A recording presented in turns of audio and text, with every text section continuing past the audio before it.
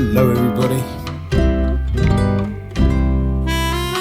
Next up we return home after what seems to have been absolutely ages to play host to Brentford. Kick off on Saturdays at 3 p.m. And if you're travelling from anywhere east of Stratford, you may want to stop listening to this and leave for the match right now. There are no trains at all between Liverpool Street and Shenfield, including on the Elizabeth, God bless her, line. If that wasn't bad enough, there's no trains between Upminster and Percy, and also the C2C trains that normally serve Liverpool Street will be diverted to Fenchurch Street. Check before you leave, etc, etc. So Brentford then, the Bees. Bit of a patchy season for them. They've never really got a run going as such. The colour-coded result chart that Daisy fills out for me every week is a veritable patchwork of colour. Their last 6 games, for example, are fairly typical of the season as a whole. Reading as they do, lost 1 drawn, lost 1 lost.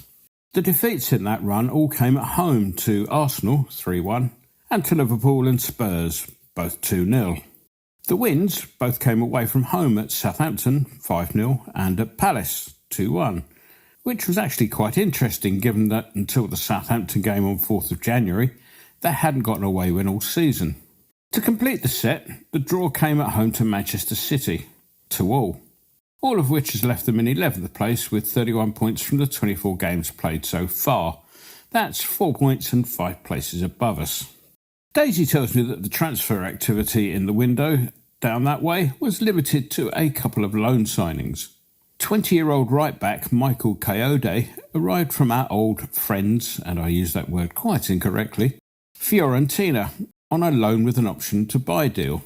Having started off with Juventus in the old ladies' youth system, which sounds a bit rude now I come to say that out loud, he moved to Serie, whatever the Italian is for D, outfit Gozzano, where he helped them get promoted to whatever the Italian is for Serie C.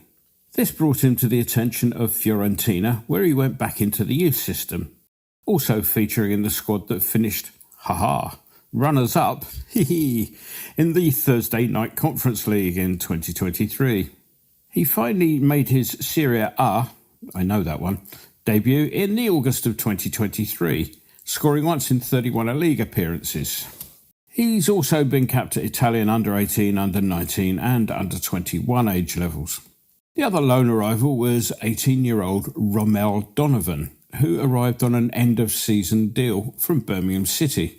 The deal seems to be more in the way of a look-see for the future arrangement, with the player expected to feature more for the Brentford B team in that odd setup that they have over there than the first 11. Donovan has caps at England under-18 and under-19 level. Enough of them? Yeah, I think so. Let's go on to the wild and wacky world of association football.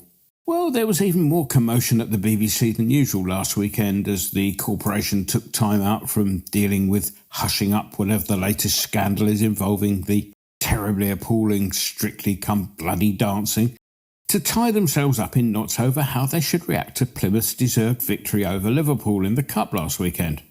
On the one hand, they'd normally be delighted to cover a spot of giant killing. On the other hand, it's Liverpool for whom the BBC can do no wrong, and where even the loss of a single point prompts the breakout of the corporate sackcloth and ashes. In the end, in true BBC style, they adopted a bit of a compromise. For Plymouth, they tried their best to sound pleased for them. They very nearly, but not quite, pulled it off in the post-match interviews. Meanwhile, sombre music was played on Radio Merseyside as a show of support. Plymouth, meanwhile, went on to beat Millwall 5-1 a few days later. I'm beginning to warm to Plymouth. Meanwhile, in the latest edition of a series I shall call Reasons to Laugh at Manchester United Part 2, 3, 4, 5, more belt-tightening seems to be on the cards as part owners Ineos prepare themselves for some hefty legal action from, of all people, the All Blacks, over a collapsed sponsorship deal. Which is probably why the Salford Whingers are now apparently considering somewhere between a further 100 to 200 redundancies, in addition to the 250 already made.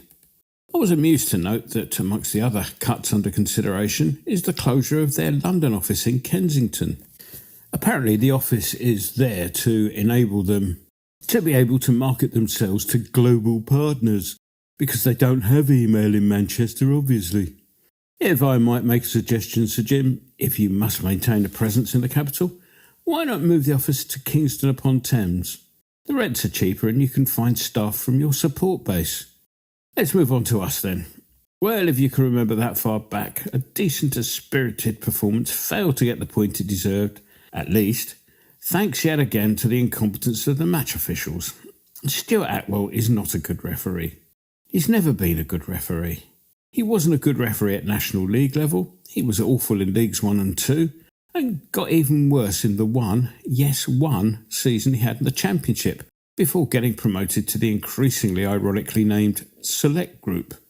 He even managed an unprecedented temporary relegation to the Championship for his poor performances, something that's almost impossible to do once you're actually in the so-called Select Group. He performed poorly in the Championship once more, so naturally he got promoted back up to the Premier League. So nobody should really be surprised that he continues to make a complete horlicks of everything that he touches, really. His transgressions came in a week where we also saw Leicester depart the FA Cup due to an offside that was discernible with the naked eye. From Mars. As Martin Samuel put it in last weekend's Sunday Times, it's not VAR that's the problem in this country, it's the fact that our referees are simply not good enough in the first place. Quite. One source of major amusement in the match, apart from the silent until in the lead home support, was the apparent appointment to cult hero status of Andy Irving. Irving, who acquitted himself well during the game, serenaded with a number of tunes, although the best one was aimed at an out-of-sorts Cole Palmer, who, having put a shot into row Z, was informed that he was just a shit Andy Irving. It was disappointing to lose such a game in such a manner. However, we can take some comfort from the nature of the performance, which was delivered without fuss despite an injury list reducing things down to the proverbial bare bones. Talking of which, that injury list seems to be improving a bit. It'll be a while, of course, before Antonio is seen again, though one understands he's progressing well, and he's due to be at the Olympic for the Leicester game, where he is likely to be greeted by one of those big banners in his honour, apparently. Fulgrug is obviously going to be ages, whilst Somerville has had a setback in his recovery, which means it's likely to be April before he resurfaces. Paquetá, who pulled up lame against Villa, may have actually been ill-advised to have played on with the groin strain he received. He missed the Chelsea game as a result. However, he has returned to training and may well be available for selection on Saturday. Another who seems to have returned to training is Todibo, whose return will be most welcome, if only to give the somewhat unreliable Mavropanos a spell out of the firing line. We also bid welcome to Evan Ferguson and welcome back to James Ward-Prowse. Ferguson had a great start to his career with Brighton Hove actually, having signed for the Seagulls back in 2021.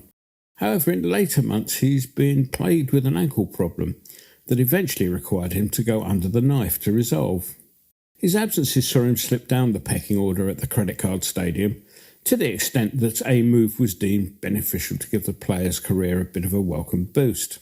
Now apparently recovered from his ankle problems, it is to be hoped that the player can regain the form that saw him valued, albeit by Brighton, at about £100 million not too long ago.